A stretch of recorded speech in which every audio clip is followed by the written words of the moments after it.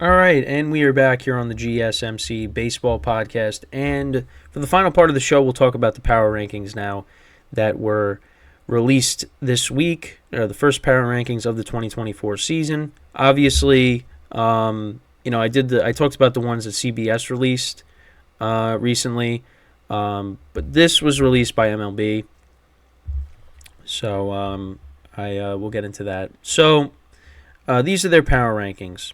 So at the bottom, you got the A's, of course. Actually, never mind. I was like, all right. So yeah, the A's are at the bottom. No surprise there. Then you got the Rockies, the Nationals, the White Sox, the Pirates, the Royals, then the Angels, the Guardians, the Giants, then the Marlins, the Tigers, the Red Sox. Then you got the Cardinals,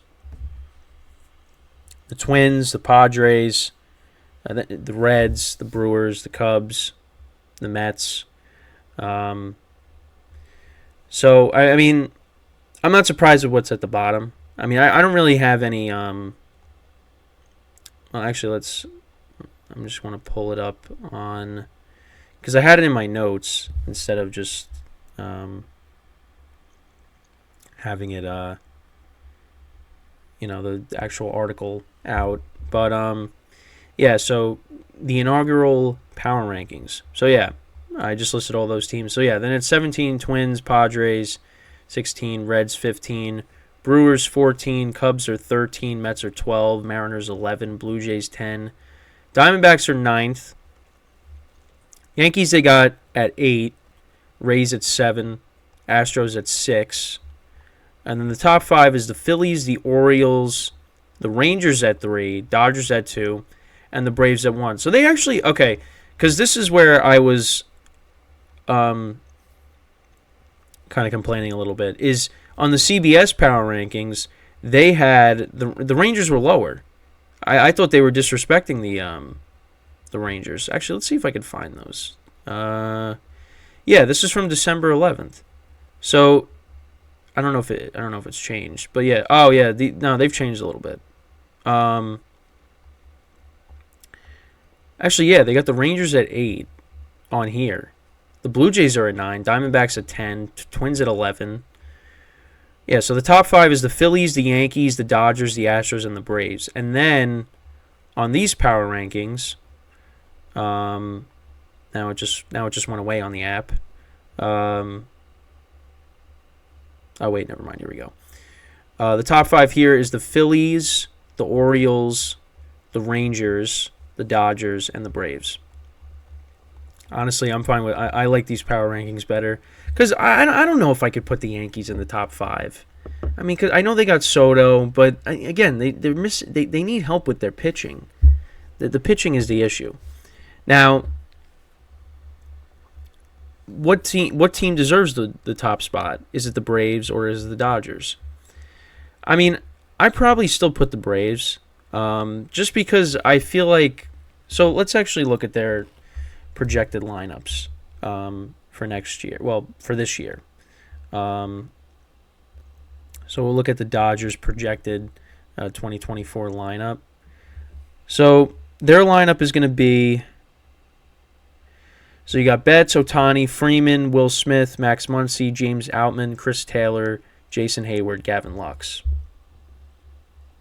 Again, solid lineup, of course. I mean, you got Ohtani, Freeman, and Betts at the top. That's going to produce a lot of runs. And then let's look at the Braves' projected lineup for the 2024 season. So...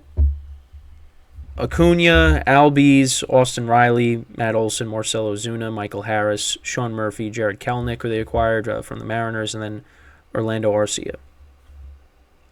The Braves lineup is better. It is deeper. That's why I probably put them ahead of the Dodgers still, even with the Dodgers adding Ohtani and Yamamoto. But it's close. It's close. But I would probably put the Braves still ahead of the Dodgers. But I mean they're 1 and 2. And I like that they're actually giving in MLB's power rankings. I like that they're actually giving the Rangers respect. Like, hey, this team won the World Series. They should be getting that respect. But we'll see what happens because obviously the pitching is going to be maybe a little different because who knows if the Rangers are going to bring back Montgomery. I feel like they should, but he could be heading elsewhere. And again, you had some young players that produced last year. For them in the postseason. Their lineup is... Adolis Garcia had a great postseason. Corey Seager, obviously, World Series MVP. The Rangers, they're going to be good again next year. This year. I keep saying next year. This year. I know the Astros will have something to say about it, but, those teams should be good again. Orioles, obviously, with their young core. They're going to be without their all-star closer. That's why they brought in Craig Kimbrell, which, that could hurt them in some games late. But they're going to be good. The Phillies, of course, aren't going away. My Yankee bias, I'm going to put them ahead of the Rays. They got the Rays at 7. I put the Yankees at 7. But I'm fine with them being outside of the top 5. Because right now, like if you look at, with the rotations. Like the Braves, obviously, we talked about their rotation. The Dodgers, we've talked about them. The Rangers, we'll see if they end up bringing back Montgomery. The Orioles, the pitching, that was one of their issues. But also, now, but their lineup it was good last year. So we'll see what they do, adding some pitching. But then you got the Phillies with Nola and of course Wheeler, the Astros, with Verlander, Valdez, Christian Javier. The Yankees obviously have the Cy Young. They might have 2 Cy Young candidates or 2 Cy Young winners on their team if they had Snell. But the Orioles obviously they won the division last year, but I was trying to say you look at the rotations, they're better than the Yankees. But the Orioles, what drove them last year was their lineup. They tried to they added Jack Flaherty, they added Kyle Gibson to their rotation last year. Towards the deadline, but that really didn't that didn't really didn't really move the needle that much. But of course the Braves and the Dodgers, you got those 2 teams. The Rangers, DeGrom, we'll see if he could come back and be effective. Obviously, Tommy John, ended his season early. So is Scherzer? So what's the deal with Max Scherzer? It says Max Scherzer won't be back until mid-season. So, yeah. But the Rangers, I guess, we'll see what they end up doing if they bring back Montgomery, like I said. But, yeah, I put the Yankees ahead of the Rays right now with, I don't know. I was trying to make an argument, but you got the Orioles here, and their rotation isn't great. But most of the teams ahead of the Yankees here on these power rankings have better rotations and at least 2 starters that you could depend upon. The Yankees really only have 1 right now. You could even make the argument to put the Diamondbacks maybe ahead of the Yankees, with their rotation. They added Eduardo Rodriguez, Zach Gallen, of course. So, we'll see. And then, of course, Merrill Kelly as well. Maybe put their rotation. The Blue Jays rotation, too. Their Blue Jays rotation is a good rotation as well. But, the Yankees with their lineup, with Judge, with Soto, it makes sense. Then, of course, you got all these middle-of-the-pack teams. The Mariners, the Mets, the Cubs, the Brewers, the Reds, the Padres, the Twins, the Cardinals. Those teams are going to be part of that playoff bubble conversation. We saw how how the season ended last year.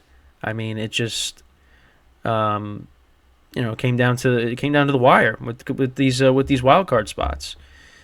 So I think all those teams are going to be competing, for those playoff spots. I mean, the Cardinals had a rough year. We'll see if they can bounce back. I mean, then you go from like the Red Sox down. I mean, the Marlins, they made the playoffs last year, but we'll see if they are able to repeat that. The Giants, I mean, we keep hearing if they're going to be trying to go after all these big free agents, but is it going to end up happening?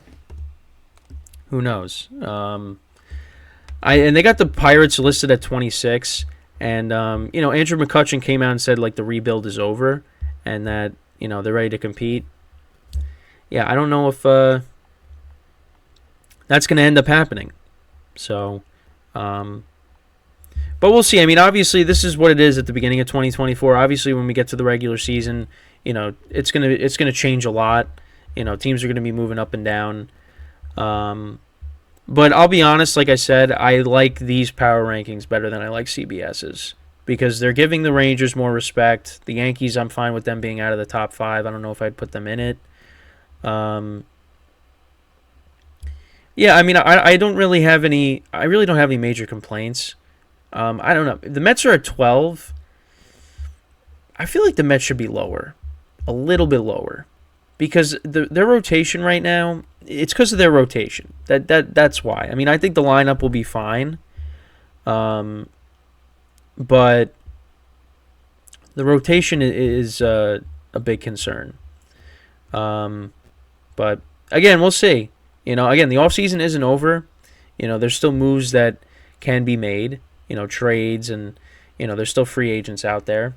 I keep seeing with the Mets. I keep seeing they're interested in JD Martinez, but are they gonna sign him? I mean, they could get him on a 1-year deal. He could still produce, and that would be an instant upgrade over the DHs that they've had. Dealing with Daniel Vogelbach and Darren Ruff. So we'll see. Again, like I said, there's still moves to be made.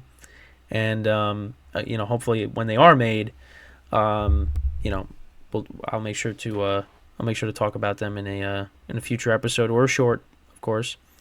So yeah, we're nearing the end here in the baseball show. Again, like I said before, going to break. I said the football podcast. It was going to happen at some point.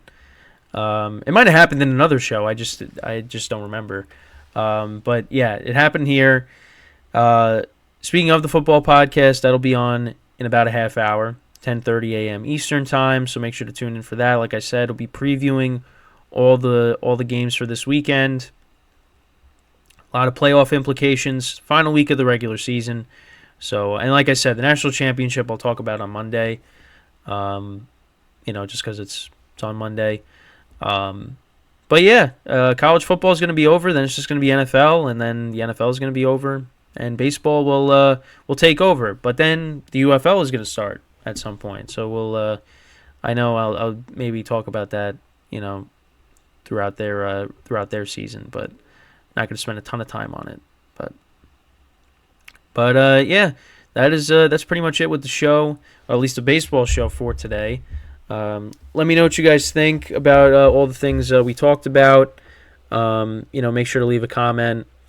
I'll try to answer it, of course. But yeah, so hopefully, again, make sure to tune in about a half hour for the GSMC football podcast. I hope to see you there. And yeah, that's pretty much it with the baseball show for today. So once again, thank you guys for tuning in.